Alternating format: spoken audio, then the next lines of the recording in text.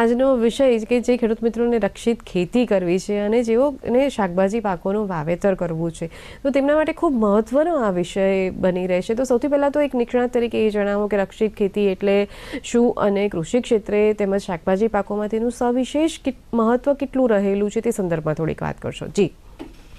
ખેડૂત મિત્રો, રક્ષિત ખેતી એટલે સંરક્ષણાત્મક ખેતી. પારદર્શક અથવા તો અર્ધપારદર્શક માળખાનો ઉપયોગ કરીને આપણે તેની અંદર વાતાવરણમાં ભેજ અને તાપમાનને સંરક્ષિત કર્યા બાદ તેમાં યોગ્ય વ્યવસ્થાપન પિયતનું કરીએ છીએ, યોગ્ય વ્યવસ્થાપન પોષણનું કરીએ છીએ અને યોગ્ય વ્યવસ્થાપન જીવાતનું કરીએ છીએ અને એકમ દીઠ વધુ ઉત્પાદન મેળવીએ છીએ તેવી એક આધુનિક ખેતી પદ્ધતિ છે. વાત કરીએ કે શાકભાજી પાકોમાં રક્ષિત ખેતીનું મહત્ત્વ શું રહેલું છે તો મિત્રો આપણે સૌ જાણીએ છીએ કે શાકભાજીની ખેતી એ અવકાશી ખેતી છે.